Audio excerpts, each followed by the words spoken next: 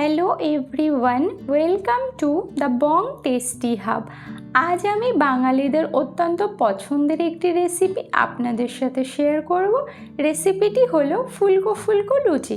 তো চলুন ভিডিওটি শুরু করা যাক। সবার প্রথমে এখানে একটা কাচের বোল নিয়ে নিয়েছি। এর মধ্যে আমি দিয়ে দিচ্ছি 200 গ্রাম ময়দা, দিয়ে দিচ্ছি সামান্য লবণ, দিয়ে দিচ্ছি 1 চামচ চিনি, দিয়ে এবার খুব ভালো করে আলতো হাতে মিক্স করে নেব।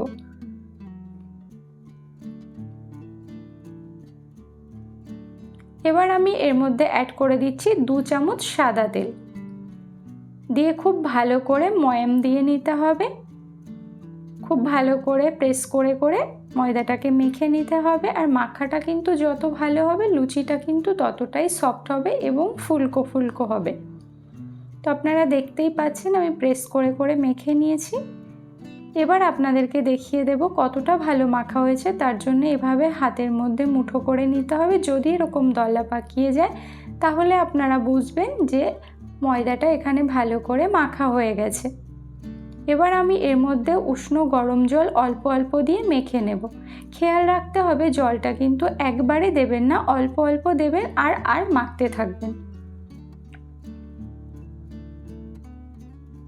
একবারে যদি আপনারা জলটা ব্যবহার করেন সেক্ষেত্রে ডোটা একদমই নরম হয়ে যেতে পারে আর সেটাতে লুচি একদমই ভালো হবে না। তো অল্প অল্প জল দেবেন আর অল্প অল্প মাখবেন, তাহলে লুচিটা পারফেক্ট হবে।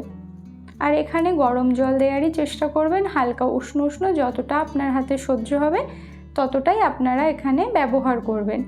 তো আপনারা দেখতেই পাচ্ছেন আমি অল্প অল্প জল দিয়ে ময়দাটাকে খুব সুন্দর করে মেখে নিচ্ছি। তো দেখতেই পাচ্ছেন কতটা সফট হয়েছে আর খুব ভালো মাখা হয়ে গেছে, দারুণ সুন্দর হয়েছে। তো ডোটা এখানে আমার কমপ্লিট হয়ে গেছে।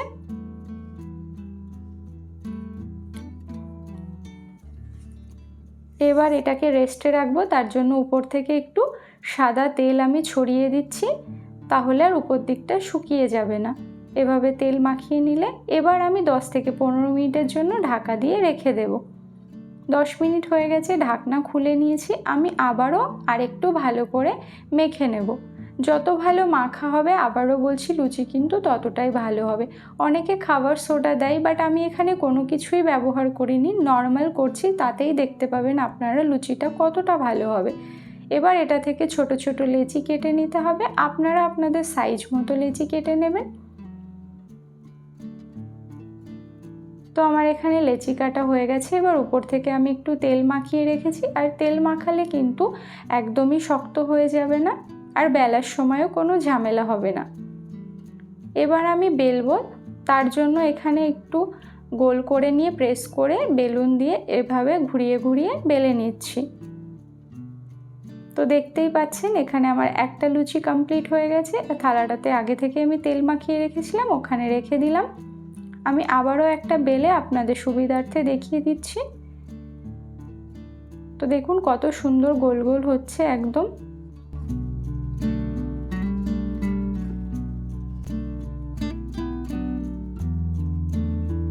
তো 3টে হয়ে গেছে। এভাবে আমি সমস্ত লুচিগুলো এখানে বেলে নিচ্ছি। তো সব কটা লুচি আমার এখানে বেলা হয়ে গেছে। এবার কড়াইটা খুব ভালো করে গরম করে এখানে আমি তেল দিয়ে দিচ্ছি। তবে লুচি ভাজার সময় তেলটা আপনারা একটু বেশি ব্যবহার করবেন। এবার তেলটা খুব ভালো করে গরম করে এর মধ্যে আমি এক এক করে লুচিগুলো ছেড়ে দিয়ে ভেজে নেব। তো আপনারা দেখতেই পাচ্ছেন এটা কতটা ফুলকো হতে পারে। তো এভাবে হালকা করে একটু নাড়িয়ে নেবেন, তাহলে দেখবেন নিজে থেকে উপর দিকে উঠে আসবে। দেখুন দেখতে কতটা সুন্দর হয়েছে, একদম ফুলকো ফুলকো। একটাও কিন্তু প্রবলেম হবে না, সবগুলো এরকম ফুলকো হবে এভাবে বানালে। তো আমি যেভাবে আপনাদেরকে দেখিয়েছি সেম একই প্রসেসে আপনারা বাড়িতে ট্রাই করবেন। আশা করি লুচিগুলো আপনাদেরও ফুলবে। তো লুচিগুলো ভাজা হয়ে গেছে। এবার এটাকে আমি তুলে নেব।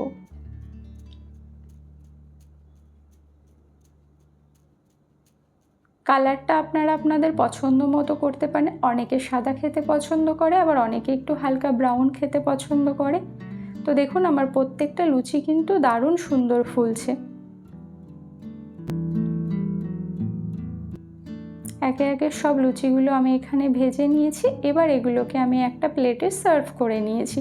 তো লুচির সাথে আপনারা যে কোনো নিরামিষ তরকারি, সবজি, আলু, মাংস সব কিছুর সাথেই আপনারা পরিবেশন করতে পারেন। বাচ্চা থেকে বড় সবাই ভীষণ পছন্দ করবে। তো আশা করি রেসিপিটি আপনাদের খুবই ভালো লাগলো। যদি ভালো লেগে থাকে তাহলে একটা লাইক করবেন, শেয়ার করবেন, আর আমার চ্যানেলে যদি নতুন হয়ে থাকে চ্যানেলটিকে